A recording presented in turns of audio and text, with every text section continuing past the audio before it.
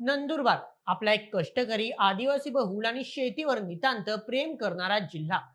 इथला शेतकरी ऊन वारा पाऊस याची पर्वा न करता काळ्या आईची सेवा करत असतो. या शेतकऱ्याला आणि इथल्या निसर्गाला साथ देण्यासाठी शासनाने कृषी विभाग स्थापन केला आहे. कृषी विभागाचे अधिकारी म्हणजे शेतकऱ्यांचे मार्गदर्शक आणि जिल्ह्याचे विकासाचे शिल्पकार असायला हवे. पण जर या मार्गदर्शकांनी शेतकऱ्याचा आणि शासनाच्या हक्कांच्या पैशांवर डल्ला मारला तर नंदुरबार जिल्ह्यातील नवापूर तालुक्यात नुकतीच अशी एक संतापजनक आणि धक्कादायक घटना उघडीस आली आहे. ज्या अधिकाऱ्यांवर माती आणि पाणी वाचवण्याची मृद व जलसंधारण जबाबदारी होती, त्यांनी चक्क 20,50,000 रुपयांचा कर हडप करून शासनाची आणि पर्यायाने नंदुरबारच्या जनतेची घोर फसवणूक केली आहे. हा नुसता पैशांचा अपहार नाही, तर नंदुरबारच्या जनतेने प्रशासनावर ठेवलेला विश्वासाचा एक खूण आहे. चला तर मग सविस्तर समजून घेऊया की नेमका हा घोटाळा कसा झाला, कोणी केला आणि याचा आपल्या नंदुरबारकरवर काय परिणाम होणार आहे. चला मग सुरुवात करूया आजच्या व्हिडिओला. हा सर्व प्रकार 2018 ते 2020 या काळातील आहे. नवापूर तालुका कृषी अधिकारी कार्यालयाच्या माध्यमातून तालुक्यात मृद व जलसंधारणाची माती आणि पाणी अडवण्याची अत्यंत महत्त्वाची कामे करण्यात आली होती. शासनाच्या नियमानुसार जेव्हा अशी मोठी कामे होतात तेव्हा त्या कामांचा वस्तू व सेवा कर म्हणजेच GST शासनाकडे भरणे बंधनकारक असते. त्यावेळी नवापूरचे तालुका कृषी अधिकारी म्हणून वसंत धर्मराज चौधरी, राहणी नंदुरबार हे कार्यरत होते. शासनाचा कर भरण्यासाठी त्यांनी नवापूरचे एक कर सल्लागार राकेश भालचंद्र कोठावदे यांची नेमणूक केली. कृषी अधिकारी चौधरी यांनी शासनाचा कर भरण्यासाठी तब्बल 30,33,170 रुपयांचा धनादेश कर सल्लागार राकेश कोठावदे यांच्याकडे दिला. एका सामान्य नागरिकाला वाटेल की आता हा पैसा थेट शासनाच्या तिजोरीत जाईल, पण खरी बनवाबनवी इथे सुरू झाली. कर सल्लागार कोठावदे यांनी अत्यंत चालाकीने या 30 लाख रुपयांपैकी फक्त 9,83,022 रुपये ई पेमेंटद्वारे शासनाच्या खात्यात जमा केले आणि उरलेले 20,50,148 रुपयांची भली मोठी रक्कम स्वतःकडे ठेवून तिचा अपहार केला.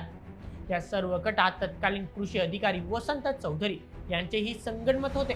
कोणताही घोटाळा लपवण्यासाठी गुन्हेगार काही ना काही पुरावे नष्ट करण्याचा किंवा खोटे पुरावे तयार करण्याचा प्रयत्न करतात. या प्रकरणात तर क्रूरतेची आणि निर्लज्जपणाची हद्दच पार केली आहे. 20 लाख रुपये स्वतःच्या खिशात घातल्यावर हे पैसे गेले कुठे असा प्रश्न निर्माण होणे म्हणून एक भयंकर प्लॅन आखला गेला. नवापूर कृषी कार्यालयातच किरण झिंगा कन्हैया नावाचे एक लिपिक म्हणजेच क्लर्क काम करत होते. दुर्दैवाने त्यांचे निधन झाले होते. या घोटाळेबाजांनी चक्क या मयत कर्मचाऱ्यांच्या नावाचा वापर केला. कोठावदे यांनी खोटे वाउचर्स तयार केले आणि त्यात असे दाखवले की उरलेले 20 लाख रुपये किरण कन्हैया यांना ते जिवंत असतानाच परत केले आहेत. पैसे मिळाले म्हणून या खोट्या वाउचर्सवर किरण कन्हैया यांच्या खोट्या सह्या देखील करण्यात आल्या. एका मृत व्यक्तीच्या नावावर स्वतःचे पाप लपवण्याचा हा अत्यंत संतापजनक प्रकार चौकशीत उघड झाला आहे. पाप कधी ना कधी समोर येतोच मित्रांनो. या प्रकरणाची सखोल चौकशी झाल्यानंतर हा सर्व बुरखा फाटला.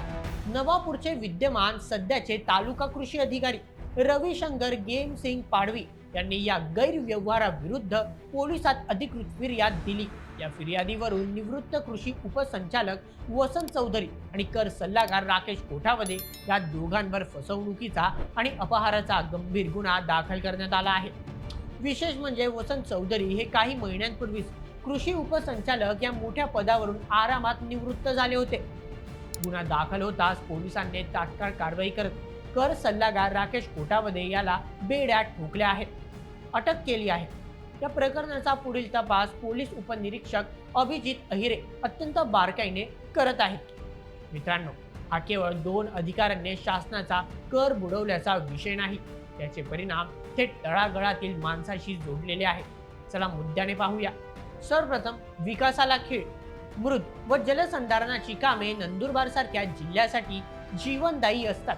पावसाचे पाणी अडवणे, जमिनीत जिरवणे यामुळे शेतकऱ्यांच्या विहिरींना पाणी येते.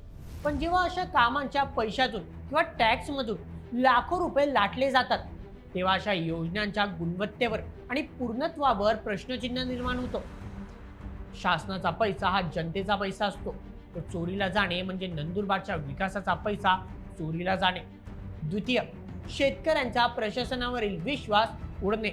शेतकरी कोणत्याही मदतीसाठी, अनुदानासाठी किंवा मार्गदर्शनासाठी सर्वात आधी तालुका कृषी कार्यालयाची पायरी चढतो. पण जर तिथे बसलेले प्रमुख अधिकारी असे लाखो रुपयांचे घोटाळे करत असतील तर सामान्य आणि गरीब शेतकऱ्यांनी न्याय कोणाकडे मागायचा? या घटनेमुळे प्रामाणिकपणे काम करणाऱ्या इतर अधिकाऱ्यांकडे ही जनता आता संशयाने पाहू शकते, ज्यामुळे प्रशासनावरचा विश्वास डळमळीत होतो. तृतीय, भ्रष्टाचाराचे धाडस वाढणे. जर एवढी मोठी रक्कम हडप करून अधिकारी आरामात निवृत्त होत असेल तर उद्या इतर भ्रष्ट प्रवृत्तींना आपले काहीच बिघडवू शकत नाही असा चुकीचा संदेश जाईल, ज्यामुळे अशा प्रकारात कठोर कारवाई होणे जिल्ह्याच्या भविष्यासाठी अत्यंत गरजेचे आहे. चौथं, प्रशासकीय कामांचा वेग मंदावणे. अशा चौकशा सुरू झाल्या की कार्यालयातील वातावरण गढूळ होते. जुन्या फायली उघडल्या जातात, ज्यामुळे सध्याच्या चालू असलेल्या शेतकरी हिताच्या योजनांना आणि कामांना नकळतपणे विलंब होऊ शकतो. मित्रांनो, नवापूर कृषी विभागातील हा 20 लाखांचा घोटाळा हे हिमनगाचे एक टोक असू शकते. नंदुरबार जिल्ह्यातील नागरिकांनी, जागरूक तरुणांनी आणि शेतकरी संघटनांनी आता अधिक सतर्क राहण्याची गरज आहे. आपल्या गावात, आपल्या शिवारात होणाऱ्या प्रत्येक सरकारी कामाची माहिती मिळवण्याचा आपल्याला हक्क आहे. पोलिसांनी अत्यंत वेगाने पावले उचलत आरोपीला अटक केली आहे, की नक्कीच जमेची बाजू आहे. पण आता नंदुरबारच्या जनतेची एकच अपेक्षा आहे की या प्रकरणाची पाळेमुळे खडून काढावीत. यात आणखी कोणाचे हात काळे आहेत का? या 20 लाखांशिवाय आणखी कुठल्या योजनांमध्ये पैसे खाल्ले गेले आहेत का? हे सर्व जनतेसमोर यायलाच हवे. जो पैसा हडप केला आहे तो व्याजासह वसूल करून या गुन्हेगारांना कडक शिक्षा व्हावी, जेणेकरून भविष्यात नंदुरबारच्या शेतकऱ्याच्या पैशाकडे वाकड्या नजरेने पाहण्याची कोणाची हिंमत होणार नाही. मित्रांनो, या घोटाळ्यावर तुमचे काय मत मला कमेंटमध्ये नक्की सांगा आणि अशाच व्हिडिओसाठी सबस्क्राईब करा बोल्ड एमएच या आपल्या यूट्यूब चॅनलला. धन्यवाद.